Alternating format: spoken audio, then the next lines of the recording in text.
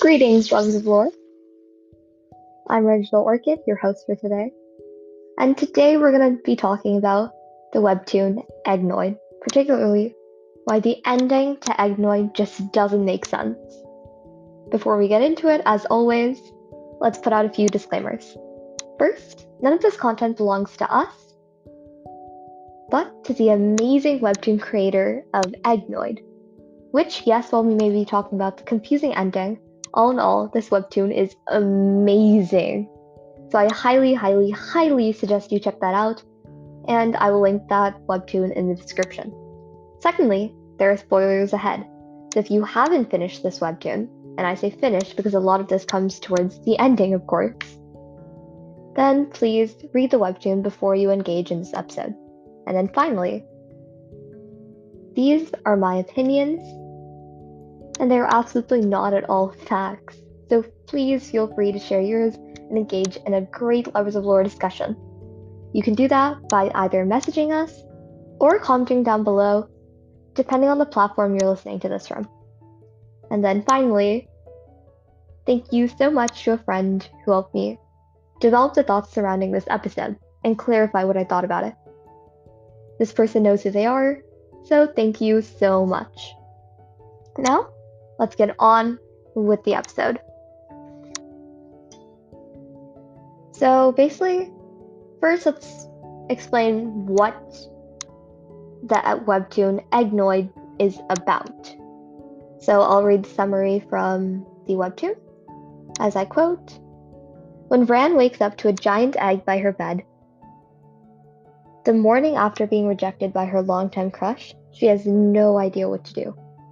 To make things weirder, a handsome man emerges out of an egg and starts calling her mom. As Vran and Eggy grow closer, she starts questioning their relationship. Is she really just his mom?"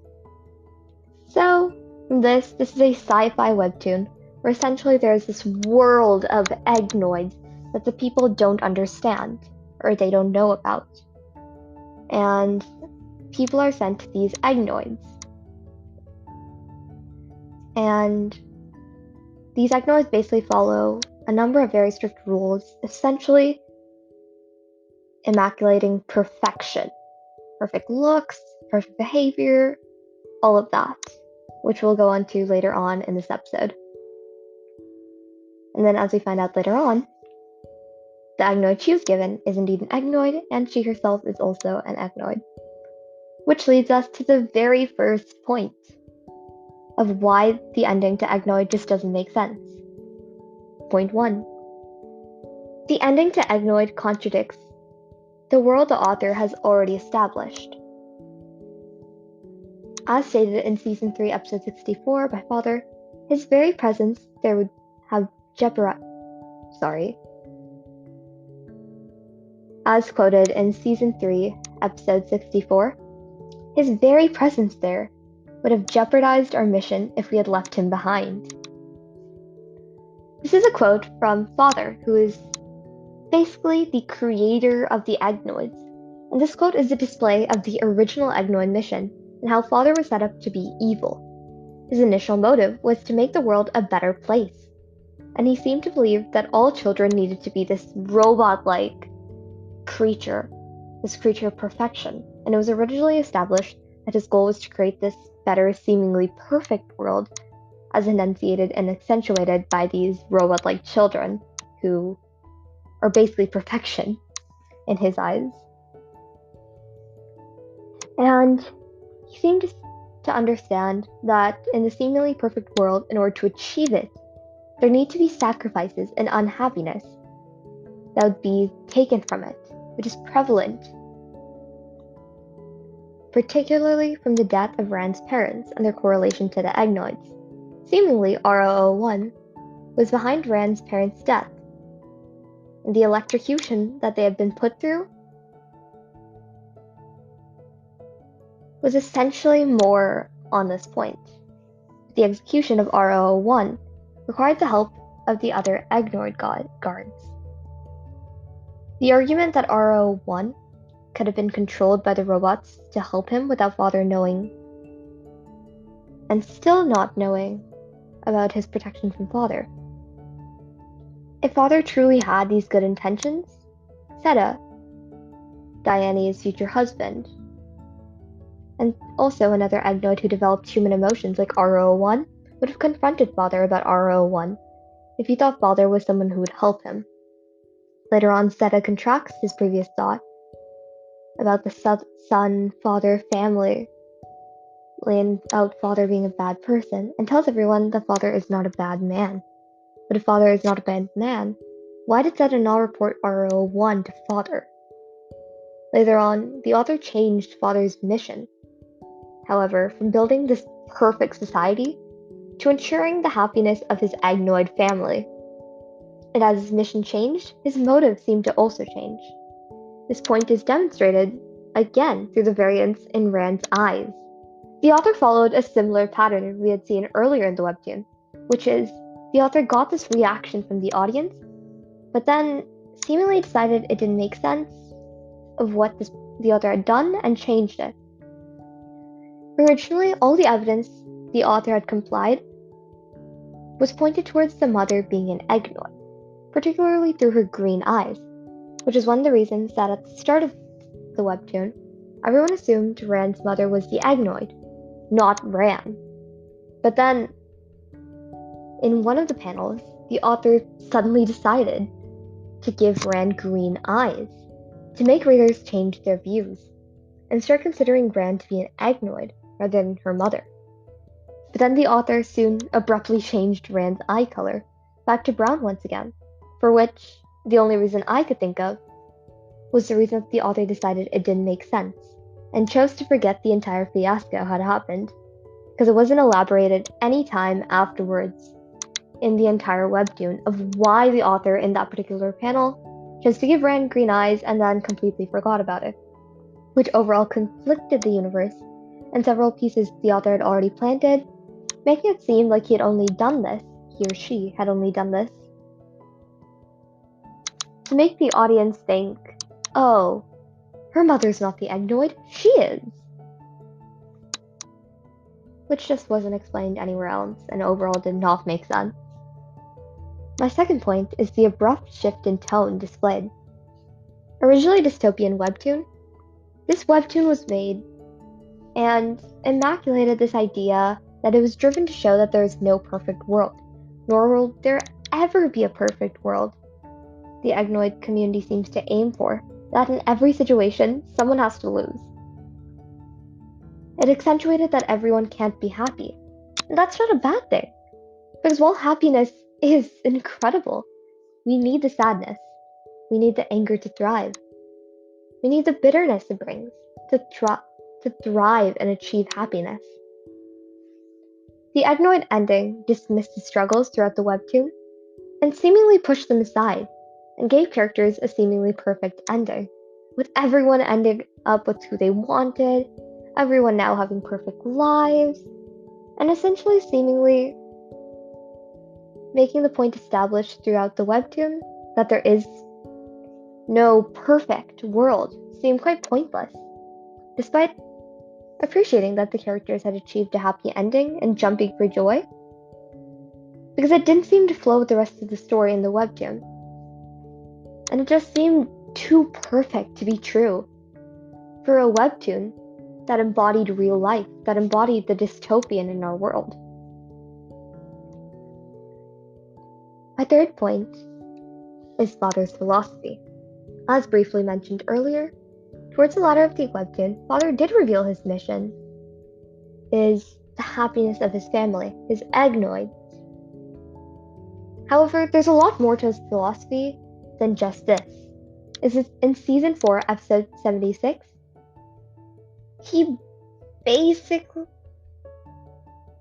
showed that he had kidnapped Ran and Eggy, and seemingly many other children, and decided that the best happiness would be to wipe their memories of their previous lives so they wouldn't have to remember all the bad stuff. In theory, this may sound good. Take a childhood trauma, erase the trauma, bam! A happy, new child. But that doesn't actually work. When you take away the trauma, you're taking away their experiences, you're taking away their memories. By doing this, it devalues the sadness, the bitter emotions, or even the anger they experience to achieve their happiness. To be happy with one another in this war zone, to be happy that Ran and Eggy had one another, to be grateful. Moreover, not even asking these children or giving them a choice in the matter, which made it seem as if Father's idea of happiness is perfection, which isn't really happiness. Various episodes showed that the Eggnoids and their family were unhappy to be separated, not just Ran and Eggy. So why on earth would Father believe that this is making them happy? How on earth did Father believe by erasing their memories of their past lives to rid the children of their trauma would help them?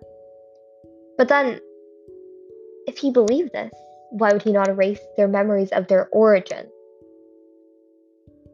There's a reason why Father not erasing the Eggnoids' memories of their origin is problematic.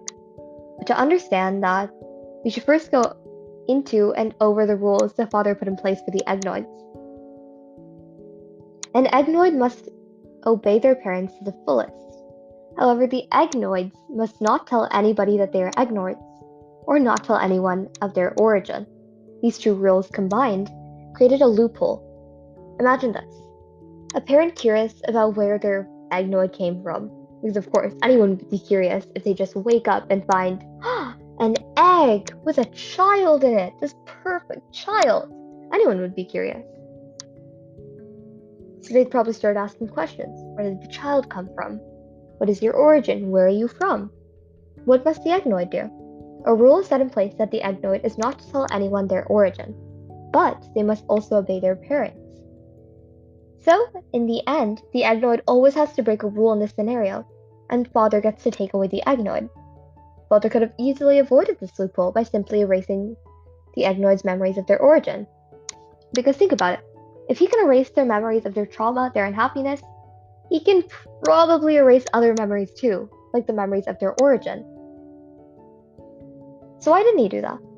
Did he truly wish to make the Eggnoids happy if he didn't do that?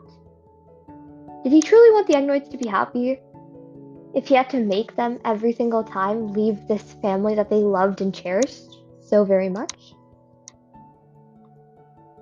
Moreover, even when Father acknowledged the ways of his actions in Season 4, Episode 76, and states in response to Eggy and Ran saying they don't want to be perfect people or just Eggnoids, but rather they want to be happy people, free to be with who they want, rather than being this perfection. Father responds, and this is directly quoted from the episode, "I made a bet with you, Eggy. If you can fight for your own choices, I will fix my ways. You made me realize that my creations aren't perfect. If the rules I made can't make everybody happy, if the standards of perfection I made rather took away your freedom of choice and their freedom of choice, I should fix them. I don't want to take the choices away from the children. I need to help. I don't want to separate families that should stay together. I'm sorry about the pain you had to go through. As an apology, I will release you two from the Eggnoid system."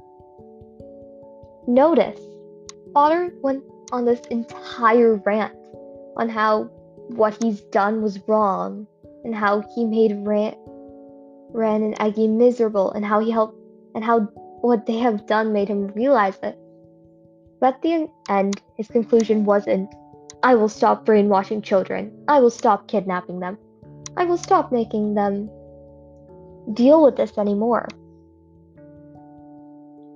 Instead, his conclusion to this speech that made it seem like he was acknowledging them, his conclusion was, "I will set you two free from the Eggnoid system.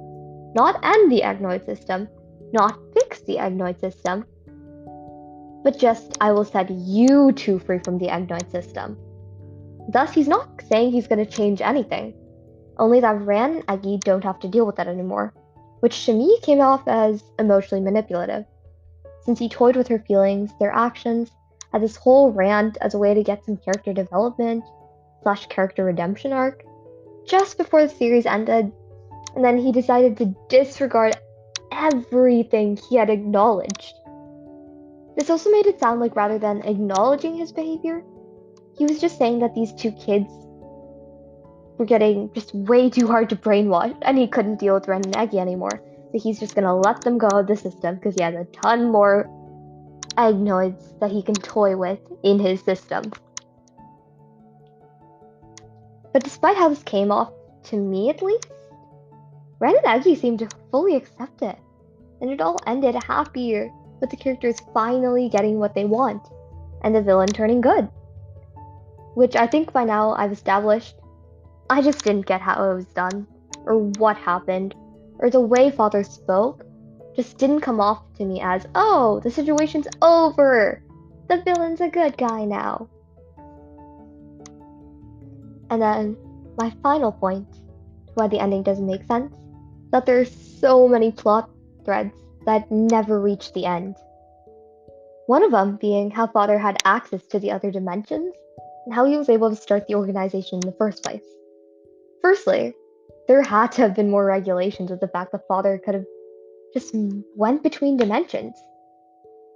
Otherwise, I don't understand how he was able to prevent other people from abusing it. Because let's be real, who wouldn't let the power that they can switch dimensions get to their heads? It contradicts everything we've ever learned in science class. So based on this, we can make the assumption that there were rules, just not discussed. So is Father the only one with access? Do others have access? How did Father gain access? How did Father learn about it if he's the only one that knew? How did he learn more into it? How did he use it in his system? There were so many questions unanswered for something arguably very important. Because come on, it's portals. Secondly, what happened in Rand's OG world? Admittedly, this one isn't too important compared to the Dimensions one, but I'm still curious about it, because the webtoon has ended and we still don't know anything about it. Did the world end? Did something happen to it? Did the war that was going on end? Did everybody die? Are Ran and Eggy's biological parents still alive? These are questions that don't affect the story as much, but still incredibly intriguing. And now that the webtoon has ended, what on earth happened to them? Because I don't know about you guys, but to me it's quite hard to buy that the world just poof, vanished, disappeared. There had to have been something going on, behind the scenes at least. And then thirdly, how are the Eggnoids connected? In this comic, we only see that Bran and Eggy are connected. We don't see any other Eggnoid connections. If all the Eggnoids are connected, as the webtoons seem to allude to, then is Ran and Eggy's connection different from others? Throughout their connection, Ran and Eggy are able to feel each other's emotions and can locate one another. And somehow, even when their memories are wiped, they can still remember each other because their bond is just that strong. But we haven't seen any other Eggnoids use this skill before than Ran and Eggy. So why do Ran and Eggy have this connection? Do any other Eggnoids have this connection? Are they the first ones? Did other Eggnoids have this connection, but Father just dismissed it? I don't know. And it just doesn't make sense that these are all important things, plot threads that just never reach their end.